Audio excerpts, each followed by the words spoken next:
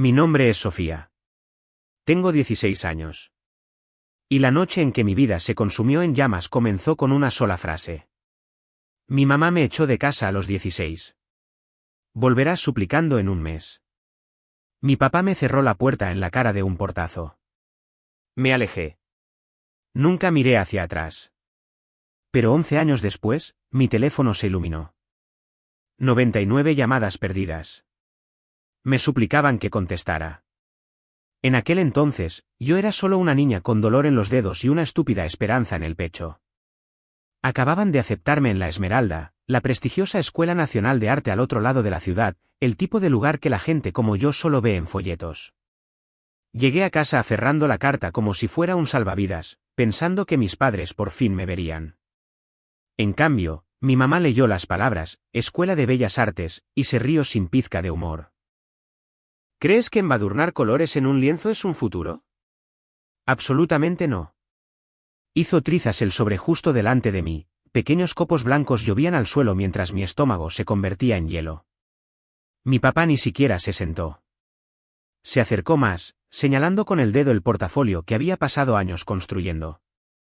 O te matriculas en premedicina como planeamos, o estás por tu cuenta. Sin casa, sin dinero, sin familia. ¿Elige? Mis mejillas ardían. Mis manos temblaban tanto que tuve que apretar los puños para que no se notara. Entonces estoy por mi cuenta, me oí decir, aunque cada instinto de supervivencia me gritaba que me echara atrás. Sus ojos se volvieron fríos como el hielo. Bien.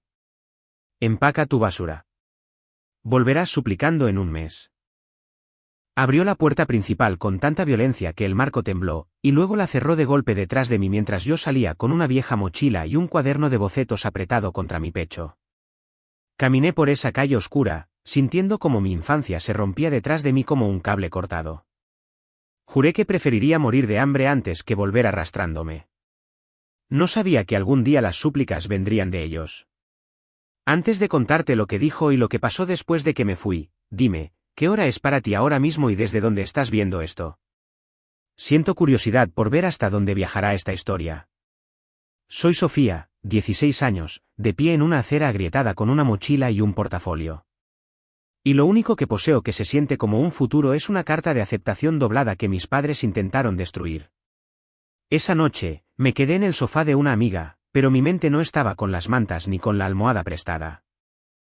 Estaba dentro de una pintura que ni siquiera había creado todavía. En mi cabeza, veía a una chica tratando de alcanzar una puerta mientras dos figuras sin rostro se cernían detrás de ella, con las manos manchadas con las cenizas de lienzos quemados. Esa imagen no me dejaba en paz. Cuando finalmente pisé el campus una semana después, privada de sueño, aterrorizada y técnicamente sin hogar, sentí algo extraño. No seguridad, sino posibilidad.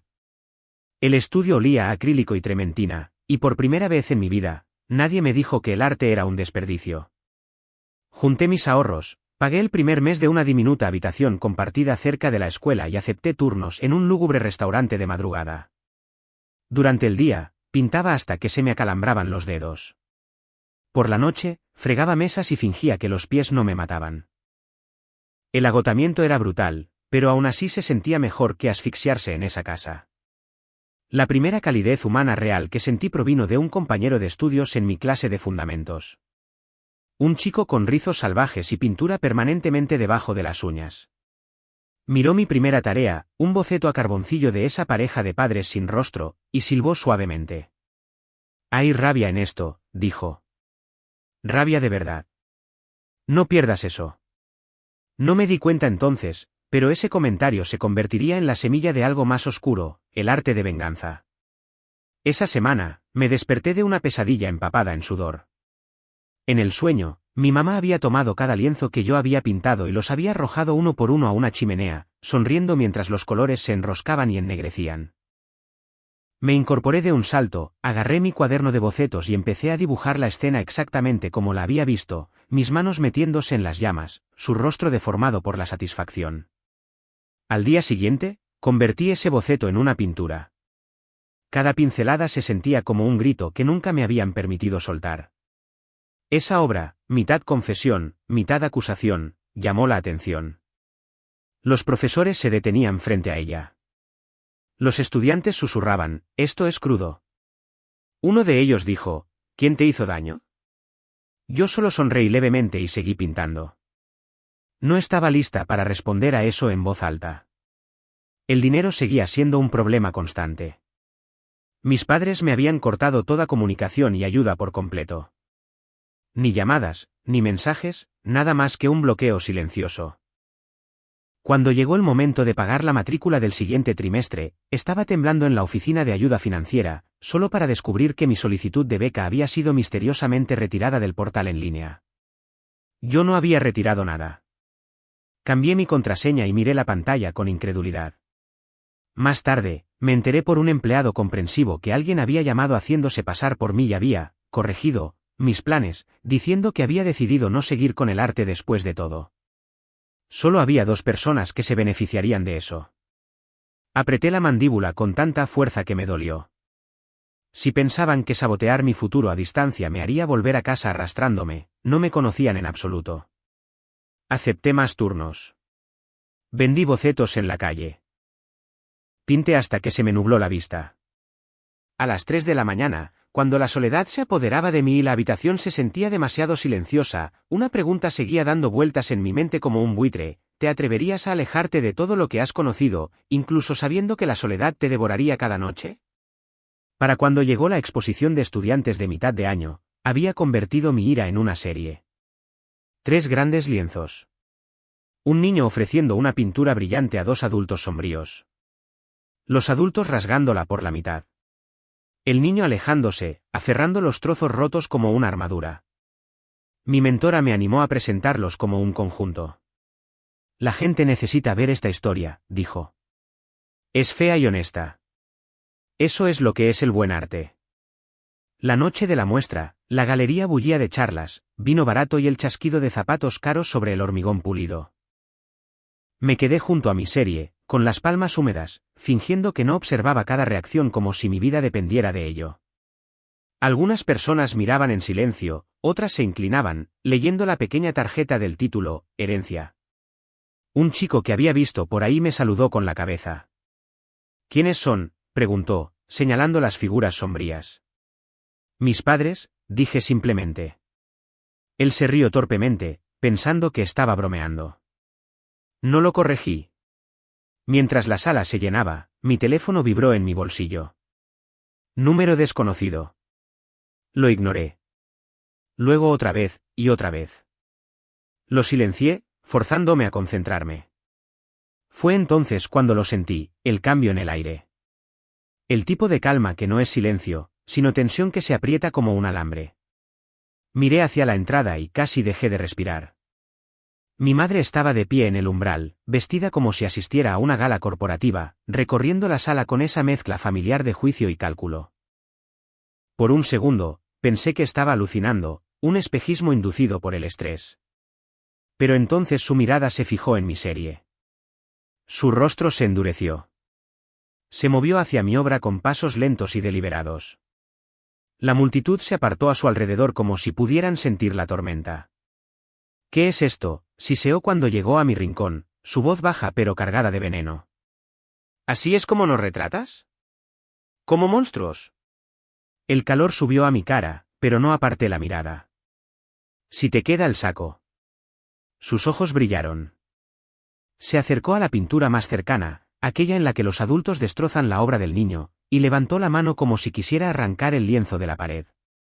Por un instante, volví a estar en la sala de estar de mis padres, viendo a mi padre romper mi cuaderno de bocetos por la mitad y tirarlo a la basura mientras mi madre decía, algún día nos lo agradecerás. Mi estómago se retorció tan violentamente que pensé que iba a vomitar. No lo hagas, dije, mi voz firme, aunque mi pulso rugía en mis oídos. Tocar la obra va en contra de las reglas de la galería. La gente había comenzado a formar un semicírculo a nuestro alrededor. Los susurros revoloteaban en el aire. Pareció que por fin se daba cuenta de la audiencia. Sus labios se curvaron en una sonrisa frágil, pero sus ojos permanecieron afilados. ¿Esto es lo que has estado haciendo? ¿Pintar nuestro drama familiar para extraños? Nos estás avergonzando. Tú te avergonzaste a ti misma, respondí en voz baja. Yo solo lo estoy documentando. Antes de que pudiera responder, Clara apareció a mi lado como si hubiera sido invocada por la tensión. Disculpe, dijo educada pero firmemente, mirando a mi madre. Puede estar en desacuerdo todo lo que quiera, pero no puede amenazar el arte. Su obra es una de las piezas más potentes de esta galería. La gente cercana asintió. Alguien murmuró, es increíble, lo suficientemente alto como para que mi madre lo oyera. Las mejillas de mi mamá se sonrojaron de un rojo feo. Enderezó su postura, tratando de recuperar el control. Bueno, disfruta de tu pequeño espectáculo, se burló. Veremos a dónde te lleva este arte, cuando estés en la quiebra y sola. Giró sobre sus talones y salió, sus tacones martilleando el suelo. La puerta se cerró detrás de ella con un golpe sordo que sonó demasiado parecido a la noche en que mi papá me la había cerrado en la cara. Después de que se fue, sucedió algo inesperado. Una pequeña multitud gravitó hacia mi serie, susurrando sobre la confrontación que acababan de presenciar. Un bloguero local me preguntó si podía destacar las pinturas y la historia detrás de ellas. Siguieron invitaciones para exposiciones más pequeñas. La humillación que intentó arrojar sobre mí como una red se había deslizado, aterrizando de lleno sobre ella. Miré el umbral vacío y sentí que algo se retorcía dentro de mí. No tristeza, no miedo, sino una resolución fría y aguda. Si mis padres insistían en convertir mi vida en un campo de batalla, me aseguraría de que cada herida dejara una marca que no pudieran borrar de su reputación. Cuando los aplausos para los premios de la noche comenzaron unos minutos más tarde y oí mi nombre para la serie de mayor impacto, una pregunta resonó en mi mente más fuerte que las palmadas. Cuando las personas que se supone que deben amarte te dan la espalda, ¿elegirías perdonarlas o dejar que tu éxito se volviera en su contra? Después de la exposición, la vida no se volvió mágicamente más fácil. El pequeño premio en efectivo en pesos apenas cubrió la renta de un mes, y la furia de mis padres se intensificó de todas las maneras que no dejaban moretones pero sí cicatrices. De todos modos, primero llegaron los correos electrónicos, párrafos largos y furiosos sobre cómo estaba manchando el nombre de la familia y usando el trauma como un truco de marketing barato. Los bloqueé. Luego vinieron las llamadas de parientes repitiendo la versión de mis padres de la historia, que me había escapado, que estaba enferma, que estaba siendo manipulada por malas influencias. Una tía incluso envió un mensaje de voz diciendo que mi arte era demoníaco. Me reí para no llorar. El peor golpe llegó unos meses después. Caminaba de regreso del turno de noche en el restaurante cuando un coche de policía se detuvo lentamente a mi lado. Se me hizo un nudo en la garganta. El oficial salió y me preguntó mi nombre, luego dijo que habían recibido un informe de una menor desaparecida que se creía en peligro. Esa menor era yo. Esa preocupación, eran mis padres tratando de arrastrarme a casa esposada como si fuera una propiedad. En la comisaría, después de lo que parecieron horas de preguntas, un oficial finalmente deslizó un papel sobre la mesa para que lo firmara, reconociendo que estaba a salvo, matriculada en la escuela, trabajando y sin estar bajo ninguna amenaza. Legalmente, no podían obligarme a volver a casa. El informe se cerraría. El oficial me dio una mirada compasiva mientras firmaba. Algunos padres no saben cuándo soltar, murmuró. Salí al aire nocturno, con las manos temblando, la furia hirviendo justo debajo de mi piel. Habían intentado pintarme como indefensa, inestable, incapaz. Bien, pensé. Entonces los pintaré exactamente como son. Esa noche, abrí mi diario, un cuaderno maltratado lleno de bocetos inacabados y garabatos furiosos, y comencé a escribir como una confesión a mi yo futuro. Describí cada manipulación, cada amenaza, cada boceto quemado y lienzo hecho trizas. Pegué fotos antiguas, mi papá tirando mis materiales de arte, mi mamá rompiendo un dibujo que había encontrado debajo de mi almohada. No sabía por qué, pero sentía que era importante documentarlo todo, como evidencia. Un mes después, apareció un folleto en el tablón de anuncios de la escuela, un concurso regional con el tema, Verdad y Consecuencias, patrocinado por una galería importante. El ganador recibiría una considerable subvención y la oportunidad de mostrar su trabajo a coleccionistas serios. La frase, Verdad y Consecuencias, zumbaba en mi mente. Sabía exactamente qué verdad quería poner en una pared. Diseñé una pieza que me aterrorizaba incluso a mí, un retrato familiar imponente y distorsionado. Los rostros de los padres eran fotorrealistas, reconocibles para cualquiera que los conociera, pero agrietados por la mitad como porcelana rota. Detrás de ellos, en lugar de un hogar, se cernían un tribunal, un hospital y una casa con carteles de ejecución hipotecaria, imágenes del futuro que les deseaba cada vez que decían que volvería arrastrándome.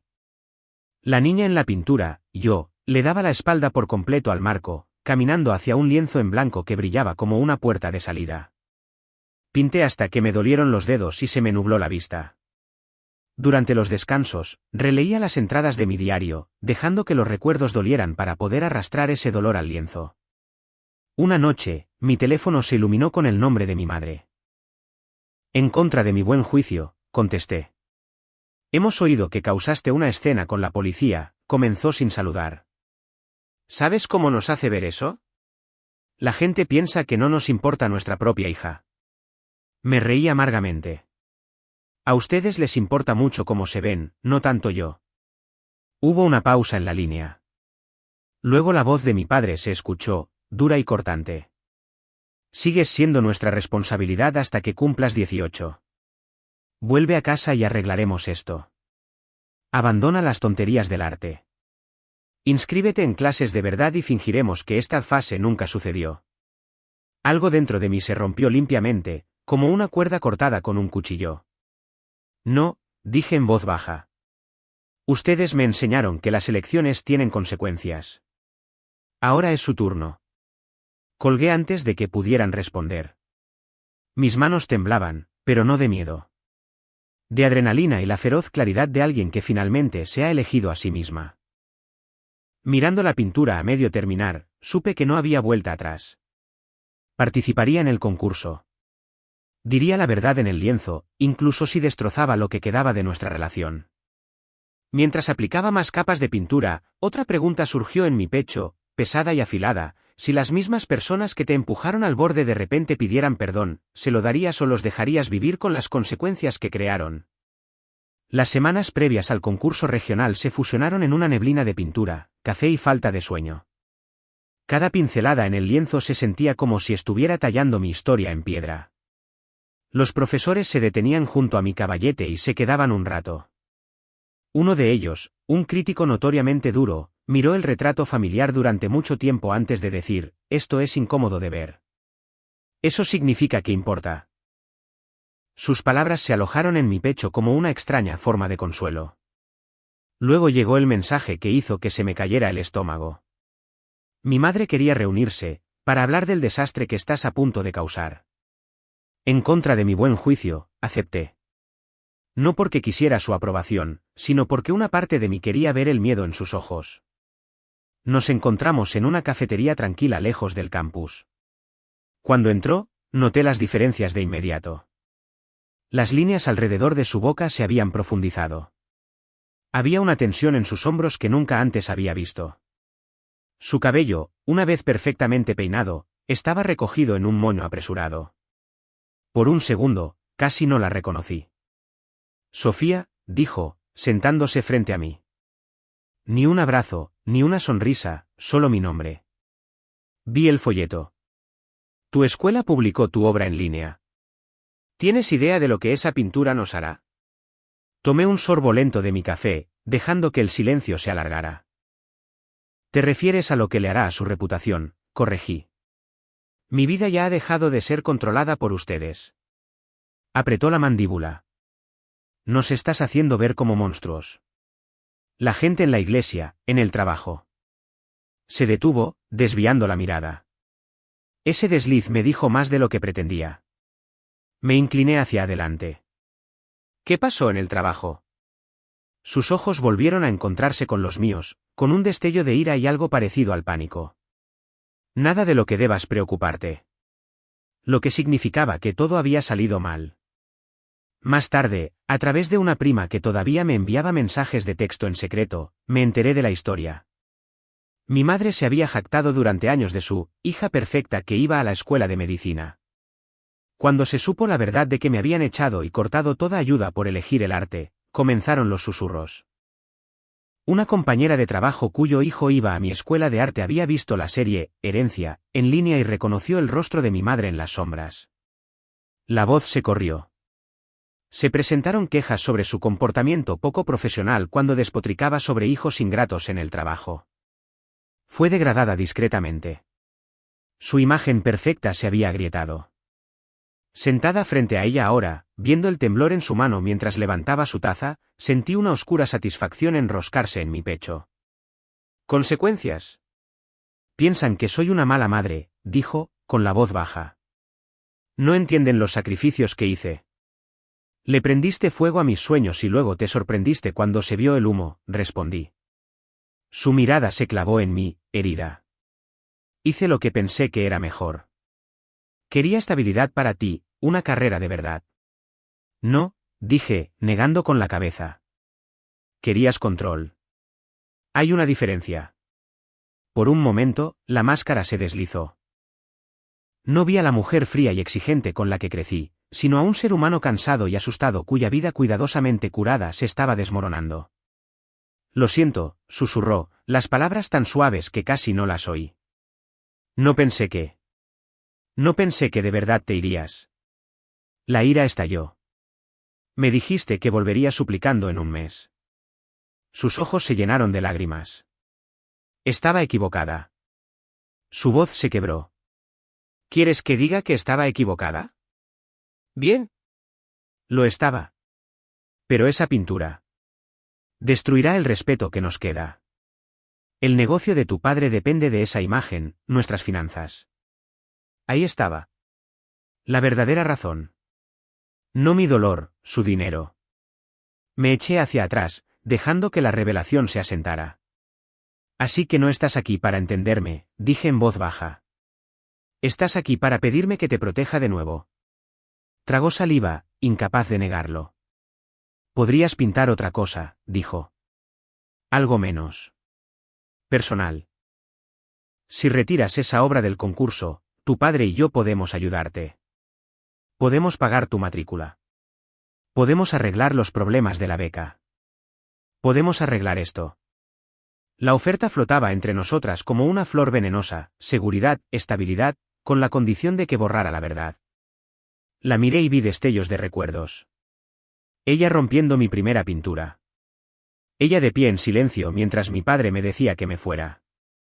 Ella llamando a la policía en lugar de llamar para preguntar si estaba bien. No estás tratando de arreglar esto, dije finalmente. Estás tratando de retroceder a una versión de mí que ya no existe. Ella se estremeció. Por un momento, el ruido de la cafetería se desvaneció y solo éramos nosotras, madre e hija, balanceándonos al borde de una elección que lo decidiría todo. ¿Quieres saber qué clase de madre eres?, pregunté suavemente. Eres la razón por la que mi arte tiene dientes. Me levanté, deslizando mi silla hacia atrás. No voy a retirar la pintura. Me miró fijamente, con los ojos brillantes por una mezcla de furia y dolor. Si haces esto, no vengas a nosotros cuando todo se desmorone. Casi me reí. Ustedes ya se aseguraron de que no hubiera a dónde volver. Al salir de la cafetería, mis manos temblaban. No de miedo, sino del poder puro de finalmente negarme a ser comprada. Un pensamiento resonaba en mi mente como un tambor. ¿Puede una sola disculpa borrar años de que te dijeran que tus sueños no valían nada? ¿O hay un punto en el que lo siento, llega demasiado tarde para importar? La semana del concurso regional se sintió como estar en el ojo del huracán, anormalmente tranquila, con el caos arremolinándose justo fuera de la vista. Apenas dormí. Pero esta vez no era por duda, era por la adrenalina de alguien a punto de encender una cerilla en una habitación llena de papel seco. El lugar del concurso era enorme, un almacén reconvertido con techos altos y paredes blancas que hacían que cada color gritara. Mi obra, Verdad y Consecuencias, colgaba en una pared central, imposible de pasar por alto. Los rostros imponentes y agrietados de mis padres vigilaban la sala como santos rotos en un vitral. Los carteles de ejecución hipotecaria y los pasillos de hospital detrás de ellos estaban dibujados con una precisión despiadada. La niña que se alejaba brillaba en el borde del marco, dirigiéndose hacia ese lienzo brillante y en blanco. Durante el montaje, pasé los dedos ligeramente por la pintura seca, recordando las noches que había pintado hasta que se me entumecieron las manos. Había escondido pequeños detalles en la obra, referencias sutiles que solo la gente que conocía a nuestra familia captaría: el reloj de mi padre, el collar favorito de mi madre, la placa grabada de su negocio que alguna vez fue próspero, ahora astillada y medio enterrada en el fondo. Esto no era solo arte. Era un testimonio. La mañana de la inauguración, mi bandeja de entrada sonó con un correo electrónico de mi padre, un bloque de texto frío que amenazaba con acciones legales si continuaba difamando a esta familia. Se lo reenvié a mi profesor, quien lo reenvió a los organizadores del concurso. Volvió una respuesta sucinta: la expresión artística está protegida. Apoyamos a nuestros artistas. Por primera vez en mi vida, adultos con poder estaban de mi lado en lugar de en mi contra. Cuando las puertas finalmente se abrieron al público, la sala se inundó de gente: críticos, noticias locales, coleccionistas, estudiantes. Al principio, me mantuve a distancia, observando desde un rincón cómo se acercaban a mi obra. Los rostros cambiaban: curiosidad, incomodidad, fascinación. Alguien murmuró: «Eso es brutal», sonando casi impresionado. Vi a una mujer tomar una foto, luego otra de la etiqueta con el nombre debajo: Sofía García, 16 años. Mi edad se convirtió en parte del impacto. Entonces los vi. Mis padres entraron juntos, vestidos como si fueran a una gala en lugar de a un juicio del que no sabían que formaban parte. La mandíbula de mi padre ya estaba tensa, los hombros rígidos. Los ojos de mi madre se movían nerviosamente por la sala hasta que se posaron en la pintura. Vi el momento exacto en que la reconocieron. Sus pasos vacilaron. El rostro de mi padre pasó de la confusión a la furia en segundos. La mano de mi madre voló a su boca. Se quedaron allí, congelados frente a un reflejo más grande que la vida de sus peores versiones. Algunas personas cercanas se dieron cuenta de quiénes eran. Los susurros comenzaron, agudos y rápidos. Un hombre que reconocí como un periodista local levantó las cejas, mirando entre el lienzo y mis padres como si acabara de tropezar con la historia del año. Mi padre se giró, buscando en la multitud, y me encontró. Nuestras miradas se encontraron. Por un instante, la sala desapareció. «Quítalo», siseó cuando llegó a mí, su voz baja pero temblorosa. «¿Ahora?» Sostuve su mirada de manera uniforme. «No». Su rostro se puso rojo. «Esto es difamación». «Es una pintura», dije con calma. «Pero si quieres hablar de los eventos reales detrás de ella, tengo un diario lleno de fechas, detalles y testigos. Podemos llevar eso a los tribunales si quieres. Verdad y consecuencias, ¿recuerdas?». Su boca se abrió y luego se cerró. Por una vez, no tuvo una respuesta inmediata. Mi madre flotaba detrás de él, con los ojos vidriosos por algo parecido al pánico. «Sofía, por favor», susurró. «Ya estamos. Las cosas están mal. El negocio está luchando. La gente dejó de confiar en tu padre después de esos rumores en el trabajo, después de lo de la policía, después de que tu pequeña serie circulara en línea. Esto nos arruinará». Las palabras me golpearon, pero no de la manera que ella pretendía. Todos esos años me habían dicho que fracasaría sin ellos, que no era nada por mi cuenta, y ahora mi arte tenía el poder de arruinarlos. Me sentí poderosa y extrañamente triste a la vez. «Ustedes se hicieron eso a sí mismos», dije en voz baja. «Yo solo pinté lo que pasó». Los jueces llamaron a todos a la atención para los premios. Mi corazón martilleaba contra mis costillas mientras enumeraban las menciones honoríficas. Luego el tercer lugar, el segundo. Cuando anunciaron al ganador del gran premio, oí mi nombre. Por un segundo, pensé que había oído mal. Luego los aplausos se estrellaron sobre mí y la sala pareció inclinarse. Caminé hacia el frente, con las piernas inestables, la visión en túnel mientras aceptaba el certificado y el sobre con el cheque de la subvención por una suma considerable en pesos dentro. Los flashes de las cámaras estallaron. Alguien me pidió que dijera unas palabras. Me acerqué al micrófono, con los dedos aferrados al borde del podio. Mis padres estaban al fondo de la sala, pequeños y tensos bajo sus propios rostros agrietados. «Esta obra trata sobre lo que sucede», dije, con la voz firme, cuando las personas que se supone que deben protegerte se convierten en las que te rompen. Cuando se preocupan más por su imagen que por tu felicidad. A veces, la única forma de sobrevivir es decir la verdad tan fuerte que ahogue sus mentiras. Se hizo un silencio. Respiré hondo. Para todos a quienes les dijeron que sus sueños eran una fase, o una decepción, o un desperdicio de potencial. Esto es para ustedes. Los aplausos esta vez se sintieron diferentes. No solo educados, sino atronadores, como si algo dentro de la sala hubiera cambiado. Bajé del escenario, y por primera vez, no busqué la reacción de mis padres. No la necesitaba. Ese día, un segmento de noticias local publicó una historia sobre el artista adolescente cuyos padres intentaron silenciar su verdad. Los clientes dejaron de llamar discretamente a mi padre. Mi madre se retrajo aún más en el trabajo.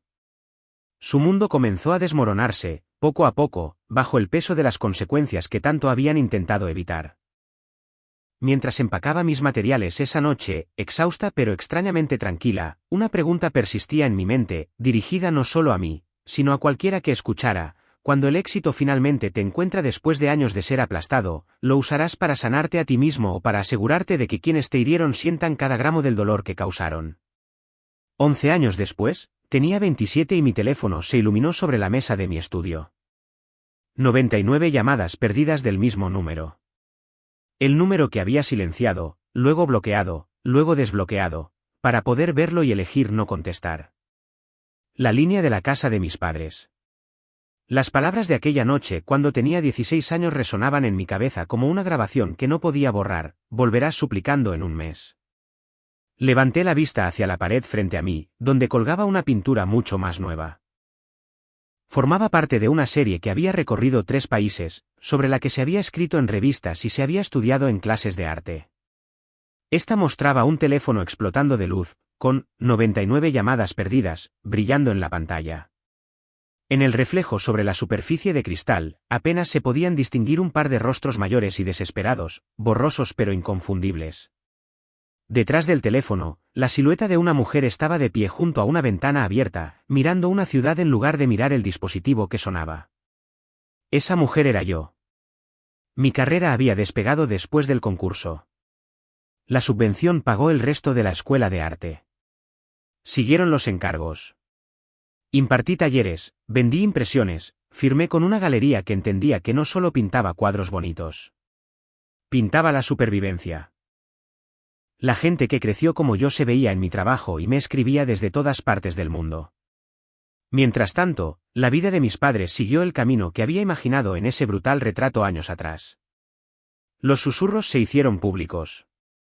Los clientes abandonaron el negocio de mi padre después de que el artículo sobre la hija desaparecida y la artista silenciada se hiciera viral. Una mala inversión los llevó al límite. La casa en la que crecí fue vendida para cubrir deudas. Se mudaron a un apartamento estrecho, lejos del cuidado vecindario del que una vez se jactaron. Me enteré de estos detalles no porque los buscara, sino porque Internet nunca olvida, y a nuestro pueblo le encantaban los chismes. La primera vez que mi madre llamó, después de años de silencio, lo dejé pasar al buzón de voz. Su voz era más pequeña, desgastada. Sofía, no nos va bien. La salud de tu padre. Realmente nos vendría bien tu ayuda. Solo devuélveme la llamada, por favor. No lo hice. No entonces. En cambio, fui a mi estudio y pinté, canalizando el complicado nudo de lástima y rabia en color.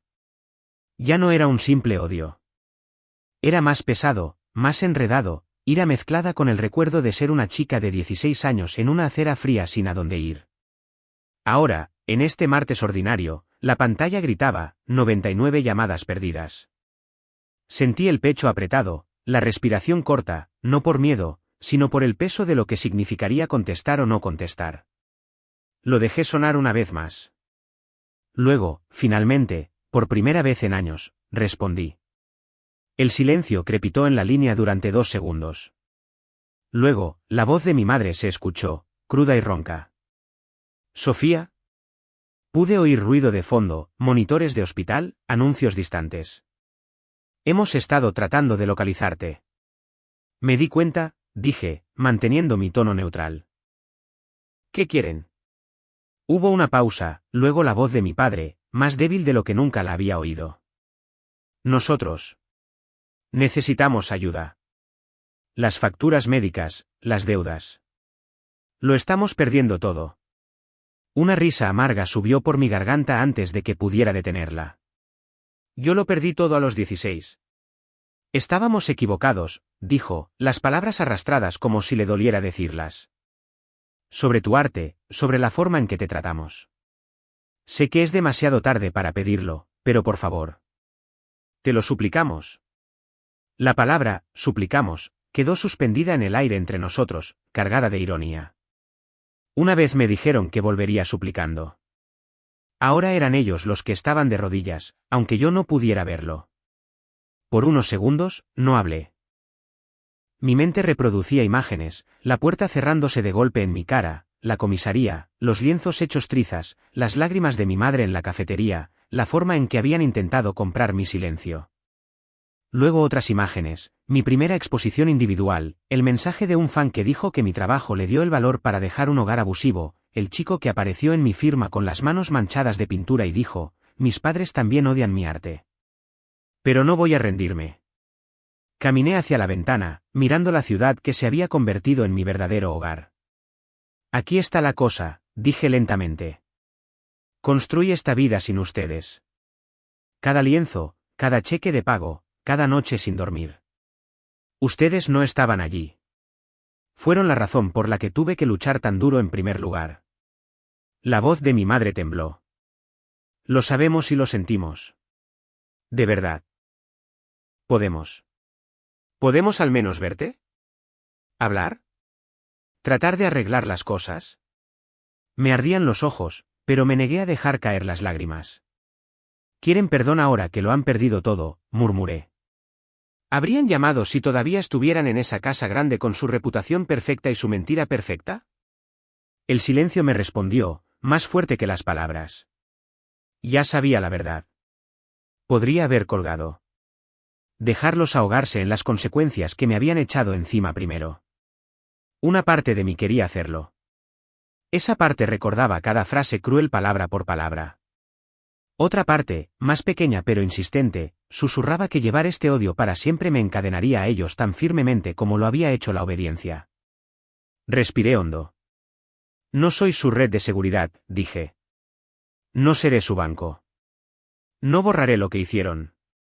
Contuvieron el aliento, pero continué, sorprendiéndome incluso a mí misma. Tampoco seré la persona que los vea morir por principios. Haré que mi abogado contacte al hospital para un plan de pago. Se hará a través de una fundación, no a mi nombre. No obtendrán mi perdón solo porque tengan miedo. Eso tiene que ganarse lentamente, con el tiempo. Y puede que nunca lo consigan del todo. Pero tampoco se quedarán sin hogar por mi culpa. Mi padre empezó a hablar, pero lo interrumpí. Esto no es una reconciliación. Esto soy yo eligiendo no volverme tan cruel como lo fueron ustedes. Eso es todo. Hubo un sollozo desgarrado al otro lado de la línea. Mi madre, creo. Gracias, susurró. Gracias, Sofía. Terminé la llamada antes de que pudieran decir algo más. Mis manos temblaban mientras dejaba el teléfono, pero había una extraña ligereza en mi pecho, como si se hubiera abierto una rendija en una habitación que había estado sellada durante demasiado tiempo. Volví a la pintura del teléfono brillante y la mujer junto a la ventana y cogí un pincel. En el reflejo de la pantalla de cristal, añadí un pequeño detalle nuevo, el contorno tenue de una puerta en la distancia, ni completamente abierta, ni completamente cerrada. Una posibilidad, no una promesa. Porque esta era la verdad, no había vuelto suplicando en un mes. En cambio, 11 años después, ellos me suplicaban que contestara, y lo hice. Pero bajo mis condiciones. Así que, ahora te haré la pregunta que me ha perseguido desde esa primera noche, si las personas que te echaron, que te vieron romperte y lo llamaron disciplina, aparecieran años después con las manos vacías y los ojos desesperados, ¿abrirías la puerta o los dejarías afuera para que sintieran el frío al que una vez te arrojaron?